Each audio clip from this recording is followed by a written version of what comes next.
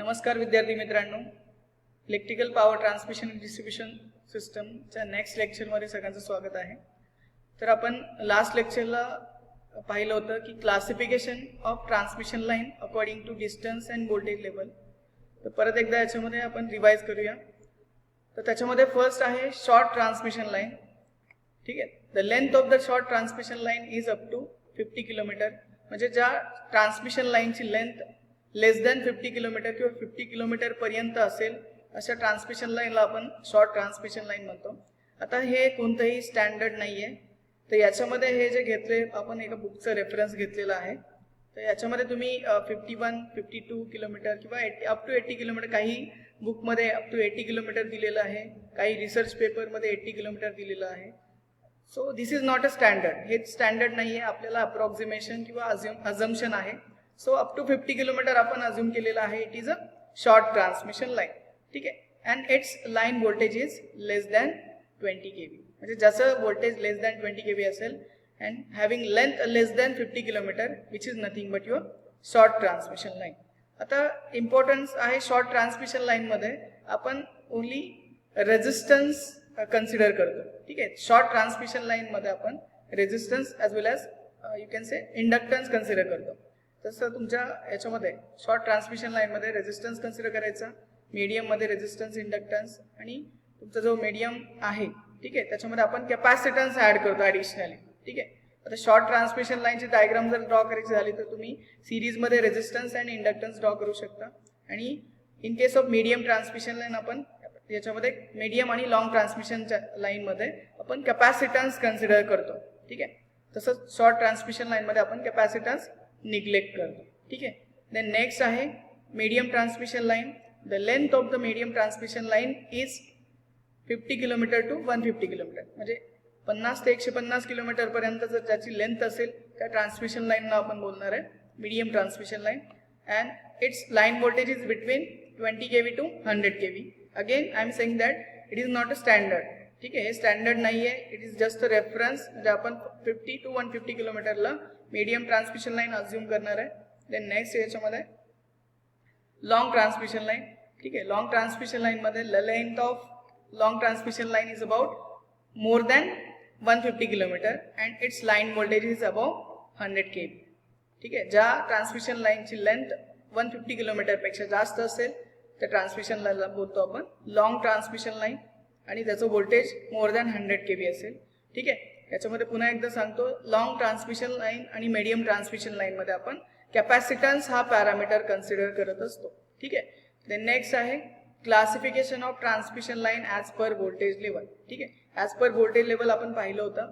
हाय voltage transmission line, ठीक आहे, that is HV line. Up to 33 kV आपण HV line बोलतो. Then extra high voltage transmission line 33 kV to 400 kV which is known as extra EHV or extra high voltage transmission line. Then next आहे ultra high voltage transmission line. Then above 400 kV आपण बोलतो त्याला ultra high voltage transmission line. याच्यामध्ये एक additional point असतो super tension. ठीक आहे, super tension जी 756 kV ची जी लाईन असते which is nothing but your super tension transmission line. ठीक आहे, देन नेक्स्ट पाहिलं होतं आपण characteristics of high voltage for power transmission. ठीक आहे, सो याच्यामध्ये फर्स्ट आहे cost of the transmission line per kilometre reduces as we increase the voltage. ठीक आहे, जर आपण हाय व्होल्टेज ट्रान्समिट केलं that means the cost of transmission line per kilometre reduces. Then second, performance of transmission line get improved. Performance nothing but efficiency and regulation of that transmission line get improved. Efficiency nothing but output power upon input. It is a simple definition. But in case of transmission line, your receiving end power divided by sending end power, nothing but your efficiency. And regulation, nothing but change in terminal voltage from sending end to receiving end. That is Vs minus Vr upon Vr will get regulation. Okay. After increasing the transmission line voltage, the efficiency and regulation of that transmission line get improved. Okay. Then next, bulk amount of power can be transmitted over a long distance. By increasing the voltage, you can transmit bulk amount of power over a long distance.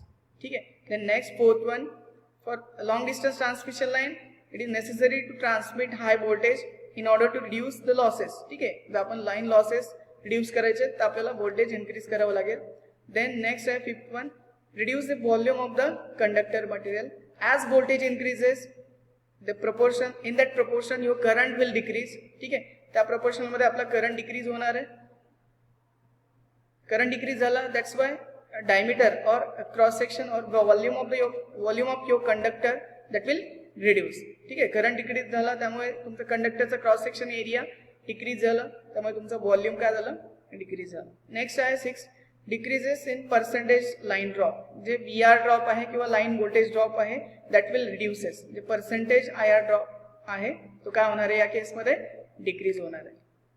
Next आपण पाहिलं होतं methods of construction of electrical supply distribution system. याच्यामध्ये आपण पाहिलं होतं 220 volt, 400 volt, 11 kV आणि up to 33 kV जे distribution line आहेत त्याचं मेथड्स कोणत्या मेथड्सने आपण कन्स्ट्रक्ट करू शकतो. ठीक आहे, सो याच्यामध्ये 1 बाय 1 आपण परत एकदा पाहणार आहोत. तर याच्यामध्ये बघू शकता तुम्ही सिंगल फेज AC सिस्टम. ठीक आहे, in case of single phase AC system first is single phase 2 wire system. ठीक आहे, इट हॅज 2 वायर्स. ठीक आहे, एक फेज आहे, it has 2 wire, one point is earth. ठीक है, और another method is your winding is earth. ठीक है, this is your single phase 2 wire system. Next is single phase 3 wire system. Suppose this is your first phase single phase 230 volt supply to this supply is supplied to the this winding, then secondary winding is tapped. ठीक है, suppose this is your center tap transformer. हा तुमचा center tap transformer आहे. या ट्रान्सफॉर्मरच्या सेंटरला tapping आहे आणि या 2 पॉईंटमध्ये इथे 3 टर्मिनल्स आपल्याला भेटतात. That's why it is called as single phase 3 wire system. 2 पॉईंटमध्ये आपल्याला हाफ ऑफ दॅट म्हणजे जे 230 वोल्ट असणार त्याच्या हाफमध्ये 115 वोल्ट सप्लाय आपल्याला भेटणार आहे या केसमध्ये. नेक्स्ट आहे 2 फेज AC सिस्टम. त्याच्यामध्ये आपल्याला 2 फेज 3 वायर सिस्टम. ठीक आहे, हे 2 फेज आहेत, फेज 1 फेज 2. ठीक आहे, फेज 1चं एक टर्मिनल आहे, फेज 2चं एक टर्मिनल आहे आणि जे फेज 1 फेज 2 एका पॉईंटला कनेक्ट केले तिथून एक टर्मिनल बाहेर काढलेलं आहे, which is nothing but your 2 phase 3 wire system. Next 2 phase 4 wire system. ठीक आहे, 2 फेज आहेत, फेज 1 फेज 2. फेज 1चे 2 टर्मिनल सेपरेटली बाहेर काढलेले आहेत, फेज 2चे separate 2 terminal, total 4 terminal. That's why it is called as 2 phase 4 wire system. Next is 3 phase AC system. ठीक आहे, 3 फेज AC सिस्टम बेसिकली आपल्याला सर्वांना माहिती आहे. 3 phase either it is connected in star और इन डेल्टा. ठीक आहे, आता स्टार हा तुमचा डेल्टा कनेक्शन आहे. तर डेल्टा म्हणजे काय, starting of the winding is connected to the end of the next winding और end of the next phase. For example ही फर्स्ट वाइंडिंग असेल, त्याचा एंड नेक्स्ट वाइंडिंगच्या स्टार्टला कनेक्ट केलेला आहे, याचा एंड या वाइंडिंगच्या स्टार्टला कनेक्ट केला आहे, याचा एंड या वाइंडिंगच्या स्टार्टला कनेक्ट केलेलं आहे, which is nothing but your delta connection. Delta कनेक्शनमध्ये हे तुमचे 3 टर्मिनल्स बाहेर काढलेले आहेत. So it is called as 3 phase 3 wire system.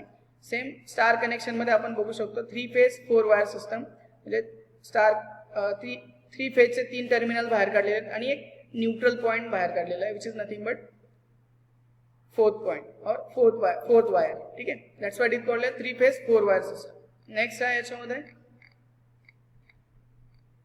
Next आपल्याला स्टडी करायचं आहे methods of construction of electrical supply transmission system having voltage 110 kV, 220 kV आणि 400 kV. आता याच्यामध्ये बेसिकली बिफोर स्टार्टिंग कन्स्ट्रक्शन, आता कन्स्ट्रक्शन ट्रान्समिशन लाईन आपल्याला कन्स्ट्रक्शन करायचं आहे, त्याच्या अगोदर आपल्याला काय करावं लागणार आहे, त्याचं सर्वे करावं लागणार आहे. ठीक आहे, first of all survey work. ठीक आहे, आपल्याला सर्वे वर्क करायचं आहे. त्याच्यामध्ये propose route shall be decided to save the time. आता फॉर एक्झाम्पल आपल्याला एक ट्रान्समिशन लाईन इन्स्टॉल करायची आहे. For that you have to decide the propose route, म्हणजे एक आपल्याला रूट डिसाइड करावं लागेल ज्याच्यावरती आपल्याला ट्रान्समिशन, त्या रूटवरती आपल्याला ट्रान्समिशन लाईन इन्स्टॉल करायचे. आफ्टर सिलेक्शन म्हणजे जर रूट सिलेक्ट झालेला आहे, plot the route and scale on the map, म्हणजे जो काही रूट आहे आपल्याला मॅपवरती स्केल करायचं किंवा प्लॉट करायचं. देन वॉक ओव्हर सर्वे, म्हणजे आपल्याला एक सर्वे करायचा आहे ज्याच्यामध्ये ज्या रूटला आपण डिसाइड केलेलं आहे त्या रूटला काही ऑब्स्टॅकल्स आहेत की नाही, काही अडथळे आहेत की नाही, ते आपल्याला ते फाइंड आउट करायचे. नेक्स्ट आहे याच्यामध्ये detail survey work which will decide the quantity of material required. Detail survey nothing but how much transmission towers required किंवा लेंथ किती आहे. First of all transmission line install करायची आहे, टोटल डिस्टन्स किती आहे कॅल्क्युलेट केलं, टोटल डिस्टन्स कॅल्क्युलेट केल्यानंतर transmission line install करण्यासाठी आपल्याला कंडक्टर किती किलो लेंथचा यूज करायचा आहे ते समजणार आहे, ॲक्च्युअल कंडक्टर किती रिक्वायर्ड आहे, ॲक्च्युअल ट्रान्समिशन टावर्स किती रिक्वायर्ड ते आपल्याला समजणार आहे. ठीक आहे, म्हणजे जे काही मटेरियल आहे त्याची ॲक्च्युअल क्वांटिटी आपल्याला डिटेल सर्वेने समजणार आहे. ठीक आहे. Then methods of construction of transmission and distribution line. आता ट्रान्समिशन डिस्ट्रीब्युशन लाईनचे मेथड्स कोणत्या आहेत किंवा कोणत्या मेथड यूज करून आपण इन्स्टॉल करू शकतो. त्याच्यामध्ये फर्स्ट आहे बाय युझिंग वुडन पोल. पूर्वी आपण बेसिकली वुडन पोल यूज करायचो किंवा आता सुद्धा जम्मू काश्मीर अशा ठिकाणी आपण वुडन पोल यूज करतो जिथे हेवी रेन होते, हेवी स्नोफॉल होतो, अशा ठिकाणी आपण वुडन पोल यूज केले जातात. कारण कंटिन्युअसली हे तुमचे वुडन पोल किंवा जे पोल असतात ते वेट असतात. ठीक आहे, कंटिन्युअस स्नोफॉलमुळे किंवा कंटिन्युअस रेनमुळे हे कंटिन्युअसली तुमचे वेट असतात. That's why we are using wooden pole. ठीक आहे, आता याच्यामध्ये सिंगल सर्किट आहे. ठीक आहे, डिफरंट टाईपचे कनेक्शन्स आहेत. हा सिंगल सर्किट वुडन पोल आहे. हा डबल सर्किट म्हणजे हे 3 वायर्स एका फेजसाठी असतील RYB. देन हे 3 डिफरंट सर्किटसाठी RYB. सेम हा तुमचा पोल माउंटेड सबस्टेशन आहे जिथे आपण वुडन पोल यूज केलेला आहे. ठीक आहे, by using wooden pole you can install transmission as well as distribution system. Then next आहे बाय युझिंग स्टील पोल. ठीक आहे, बेसिकली आता जे काही ट्रान्समिशन सिस्टम आहे ते स्टील पोल यूज करतात. ते हा जो दाखवलेला आहे, ठीक आहे, हा डिस्ट्रीब्युशनसाठी जो यूज करतो आपण ट्युब्युलर स्टील पोल, हा डिस्ट्रीब्युशनसाठी यूज करणार आहे. याच्यामध्ये तुम्ही बघू शकता हा फुटिंगला त्याचं फाउंडेशन प्लेट आहे. Then next above this foundation steel tubular poles are install. म्हणजे हा माउंट केलेला आहे स्टीलचा ट्युब्युलर पोल. त्याच्यामध्ये हा क्रॉस आर्म आहे. देन हा इन्सुलेटर्स आहे. ठीक आहे, म्हणजे बेसिकली आपण ट्रान्समिशन डिस्ट्रीब्युशनमध्ये स्टील पोल यूज करू शकतो. ठीक आहे, तर बेसिकली ट्रान्समिशनमध्ये मॅक्सिमम स्टील पोल यूज केले जातात. ठीक आहे. देन नेक्स्ट आहे युझिंग RCC पोल, म्हणजे रेनफोर्स सिमेंट कॉन्क्रीटचा पोल यूज करून आपण transmission and distribution line install करू शकतो. याच्यामध्ये तुम्ही बघू शकता हा RCCचा पोल आहे. याच्यामध्ये क्रॉस आर्म आहेत हे, आणि हे लाईन इन्सुलेटर आहे. याच्यावरती इथे तुमचे कंडक्टर प्लेस केले जातात. ठीक आहे, हा तुमचं सिंगल सर्किट आहे. हे तुमची सिंगल सर्किट डायग्राम आहे. आणि इथे तुम्ही बघू शकता डबल सर्किट आहे. म्हणजे इथे RYB एक सर्किट असेल, इथे RYB हे डबल सर्किट असेल. म्हणजे हे तुमचं ट्रान्समिशन लाईनसाठी यूज करतात. हे तुम्ही डिस्ट्रीब्युशनसाठी यूज करू शकतो. म्हणजे अशा पद्धतीने आपण तुमचे जे ट्रान्समिशन अँड डिस्ट्रीब्युशन जे लाईन्स आहेत ते इन्स्टॉल करू शकतो with the help of this wooden pole, steel poles and RCC poles. तर अशा पद्धतीने आपलं इथे पहिलं युनिट संपलेलं आहे. धन्यवाद.